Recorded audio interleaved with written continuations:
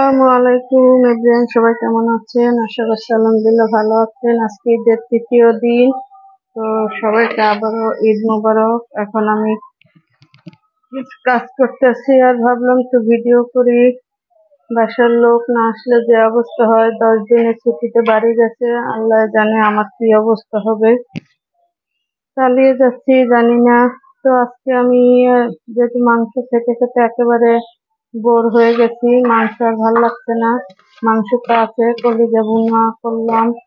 তো এখন আমি এই যে ভাতের সাথে, আপনারা আগে কেউ জানেন কিনা, কেউ খেয়েছেন কিনা জানি না।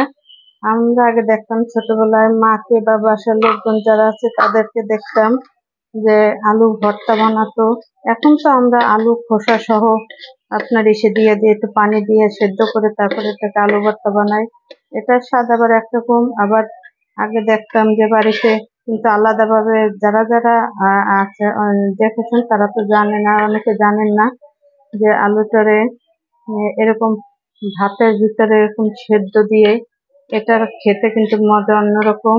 অবশ্য আগে আগে দিত, আগে আলু ভর্তা মানে ভাতের সাথে এরকম সেদ্ধ দিয়ে দিত আলু, তো খোসা ছাড়িয়ে নিত না। তো আমি আবার আর একটু খোসা ছাড়িয়ে নিয়েছি, যেহেতু আবার কে ছেড়বে, একটা কষ্ট কষ্ট তো লাগেই, বোঝেনি তো, কাজ মানেই তো কষ্ট।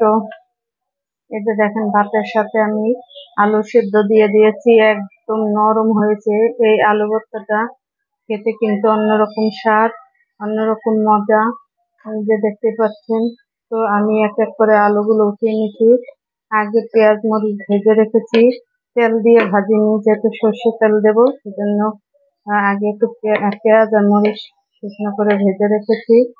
তো এই আমি আলুটা ভাত থেকে উঠিয়ে নিচ্ছি, পরে এটাকে ভর্তা বানাবো। একদম নরম হয়ে গেছে। এই আলু ভর্তাটা এত মজা খেতে, যারা এখনো এইভাবে খাননি অবশ্যই এইভাবে খাবেন। আমার মতো এই সহজ বুদ্ধি, আলুর খোসা ছড়িয়ে তারপর ভাতের ভিতর দিয়ে দেবেন, তাহলে আর কষ্ট হবে না। তো আবার একদিকে আবার ইও আছে, আলুগুলো আবার খুঁজে খুঁজে বের করো ভাতের এই সাথে।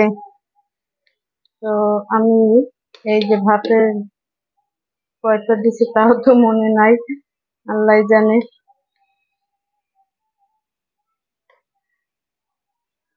অনেকে আবার এইরকম ভাত এটা যদি একটু দিয়ে খায়, ঘি দিয়ে ভাতটা, এই গরম গরম আলু ভর্তা ঝাল দিয়ে বেশি করে বানিয়ে তারপরে আপনার এই যে দেখেন, এই আমার আলু উঠানো শেষ। এই যে আলু দেখেন, এই যে আলুগুলো আমি এই যে ভাতের সাথে সেদ্ধ দিয়ে দিয়েছিলাম। তো এখন আলুগুলোকে ভাতগুলো ছড়িয়ে আমি ভর্তা বানাবো বেশি করে ঝাল দিয়ে, সে পর্যন্ত সাথে থাকে। তো আলুগুলোকে আমি এই যে সেদ্ধ করে মানে ভাত থেকে বের করে এখন আমি এই যে করে নেব, মেশ করে নেব। আর এখানে মেশ করে একটু আলাদা একটু তেল দিয়ে লবণ দিয়ে ওদের জন্য আলাদা করে উঠিয়ে রাখবো, কারণ ওরা আবার খায় না, এই আপনার মরিচ পেঁয়াজ খায় না, সেজন্য ওদের জন্য।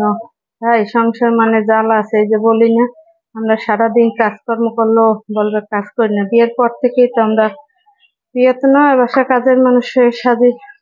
ওই যে একটা কথা বলবে, তোর সংসার নিজের সংসার। সংসার তো আপনাদেরও, ছেলেদেরও সংসার। হাতে হাতে বন্ধের দিন সবাই করেন না, কেউ তো করেন না, সে তো আমাদের কি করতে হয়। যাই হোক, তো মেশ করে ভর্তা বানাবো। তো এই আমার আলু মেশ করা হয়ে গেছে, তেল লবণ সব মিশানো হয়ে গেছে। এখন এখান থেকে ছেলে মেয়ের জন্য একটু উঠিয়ে রাখবো, কারণ তারা তো আবার ঈদ এলে খাবে না। আমি আর আমাদের ভিতরে এটা আমাদেরটা যেটা খাবো আমরা, সেটার সাথে মরিচ মিক্সড করব, এটা ওদের জন্য। এরা আবার পেঁয়াজ মরিচ খাবে না, ওদের জন্য উঠিয়ে রাখলাম।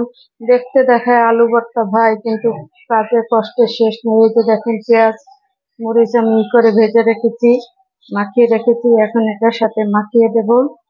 তো হয়ে যাবে আমার আলু ভর্তা। আলু ভর্তা একটু ঝাল ঝাল খাবো আজকে। কার কার কে আমার মতো এরকম সহজ ভাবে বানাতে পারেন? ওই যে বললাম, দেখতে সহজ, কোনো কাজই সহজ না। সব কাজের ভিতরে একটু সাথে একটু কষ্ট করতে হবে, কষ্ট না করলে টেস্টও মেলে না, কথাই তো বলে। তো আমি এই যে এখানে একটু এক সাইডে একটু মরিচ ভর্তা রেখে দেবো, কারণ একটু ঘি দিয়ে গরম ভাতের সাথে একটু খেতে মজা লাগবে অন্যরকম। আর এটার সাথে আমি বাকি যে থাকবে ওইটার সাথে আমি ভালো করে মাখিয়ে, আমার কোন সময় আমাকে রাগ করে তুমি ভিডিও করো, একেবারে সবকিছু দেখাইয়া করো, সব নাও একেবারে করাই বা গাব না সবকিছু নাও, কি করবো, সবই তো আপনারা আমার পরিবার, দেখলে তো কোনো সমস্যা নেই। তো ভর্তা বানানোর সিস্টেমটা যদি কারো কারো পছন্দ হয় এভাবে সহজভাবে বানিয়ে খেতে পারেন। এই হয়ে গেল আমার ভর্তা বানানো, মরিচ ভর্তা। আমাদের আর এটা হচ্ছে ছেলে মেয়েদের, ছেলে মেয়েরা দুজনে খাবে। তো ভিডিওটি ভালো লাগলে লাইক কমেন্ট শেয়ার দিয়ে পাশে থাকবেন। সবাই ভালো থাকবেন, সুস্থ থাকবেন। আজকে এখানেই বিদায় নিলাম। ভালো লাগলে লাইক কমেন্ট শেয়ার দিয়ে অন্য কিছু দেখার সুযোগ করে দেবেন। আল্লাহ হাফেজ।